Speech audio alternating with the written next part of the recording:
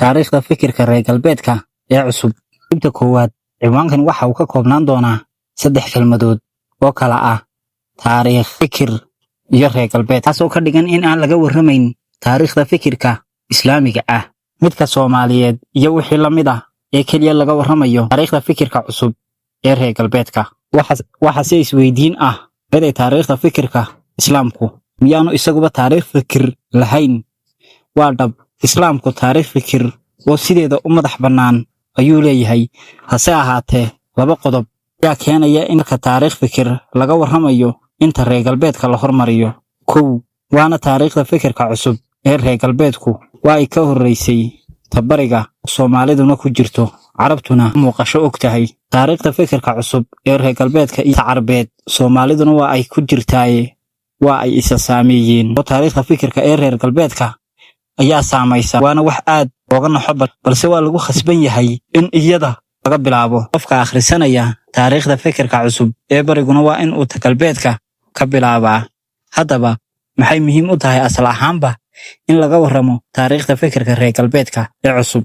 Maxaase inagu khasbaya in aynu ogaal u yeelanno oo aynu wax ka ogaanno? Waxa ay la tahay in ay jiraan 6 qodob oo khasab inaga dhigaya in aynu wax ka ogaanno taariikhda fikirka cusub ee reer galbeedka.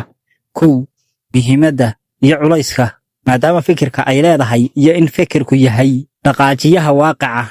Marka laga warramayo waaqaca iyo fikirka, xidhiidhka ka dhexeeya jira dhowr madarasadood oo midiba dhinac u jiido xidhiidhka ka dhexeeya labadooda. Waxa ay qolo qabtaa in waaqaca la sheegaaba uu yahay jawaab celinta fikirka qofka maskaxdiisa ku jira, waxaana lagu magacaabaa subjective idealism, halka kuwa kala qabaan in waaqicu yahay asalka, halka fikraduna tahay wax ka dhasha waaqaca sida ay qabto philosophical materialism. Sidaa awgeed, maadaama dood weyni ka taagan tahay saamaynta afkaarta iyo in ay iyagu waaqaca hagaan, waa lama huraan afkaarta saamaynta ku leh adduunka iyo si gaar ah fikirkeenna. 2 taariikhda fikirka marka la joogo, isbiirsiga iyo isku duldhisidda afkaarta ayaa qayb laxaad leh ka qaadata xaaladda markaa la joogo. Waqtiga isbedelaya keligii ma noqon karo mid keenaya haddii aanay jirin afkaar isdhammaystiraysa wada kubcaysa, sida afkaar falsafadeed, mid faneed, kuwo insaaniyadeed iyo wixii la mid ah.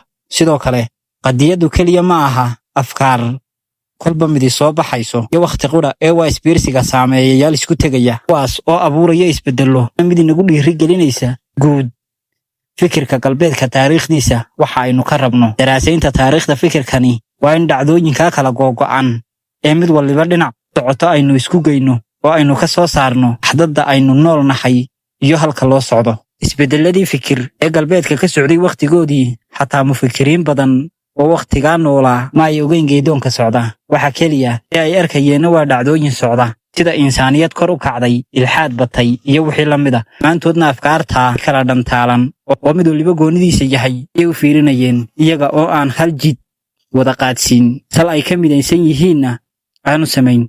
Sidaa awgeed, sida mufikiriintaas oo kale, dad badani baarugsana laxdada la joogo ilaa ay libidho ama qarsoonto. Haddaba si aynu wax uga baranno oo aynu xilliga aynu joogno u fahanno, waa in aynu ogaanno isbedelada kala duwan taariikhda fikirka reer galbeedku soo maray. Tusaale ahaan, kacdoonkii Faransiiska oo dhacay 1789 miilaadiga, kaleego waxyaabihii keenay iyo halka ummadaasi maraysay, in maanta aynu ku miisaami karnaa halka aynu marayno iyo wakhtigaas inta ay isku jiraan ma aynu dhaafnay mise maba aynaan gaadhin. Qofka laxdada aqoonsada sidoo kalena timaadada saadaaliya ayaa mufikir noqon kara, inta ayna kuwa inaga dambeeya ku baraarugin ama ayna falanqayn wakhti dambe xilligan aynu joogno. In aynu wax ka barannaa isbedelada taariikhda reer galbeedka iyo fikiradoodu isbedelada ay soo mareen. 3 isbedelada fikirka galbeedka ku dhacay hordhacyadoodii, in badan oo ka mid ah ayaa laga arkaa bariga ama ummadaha islaamka. Sidaa awgeed waa in la ogaado halka ay hordhacyadaasi geeyeen fikirka reer galbeedka.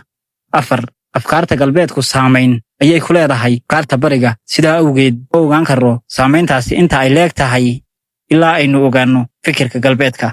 Afkaar badan oo bariga laga arkay, sidii dhacday 90meeyadii oo ay mawjado cilmaaniyadeed la dirira ay bariga ka soo mudhiyaahdeen, marka waayo hore afkaartaas iyo isgoysyada galbeedku soo maray. Sidaa awgeed, halka ay ku dambeeyeen ma ay daraasayn kooxahaasi. Sidoo kale, waxa la qiyaasi karaa in kuwa kale oo badanina soo ifbixi doonaan. qodobka shanaad daraasaynta taariikhda fikirka reer galbeedku waxa ayna tusinaysaa haddii aynu muslim nahay in aynaan garaad oo qura kaga samata bixi karin duwanaanta iyo iskhilaafyada nooc walba leh ee sunnaha nolosha ka midka ah. taas waxaad ka arkaysaa kala duwanaanta afkaarta iyo falsafadaha la soo saaray inta ay tiro leegyihiin iyo tiro badnaantooda marka aad taariikhda fikirka galbeedka akhrido una gondadegto. tusaale ahaan qarnigii 18aad waxa uu ku suntanaa oo uu galbeedku u ololayn jiray laba arrimood oo aad u muuqday: caqliga iyo xorriyadda. daduna waxa ay qarniyada ahayd oo galbeedku ku doodi jiray in caqligu iskii fahmi karo koonka oo uu qawaaniinta kowniga ah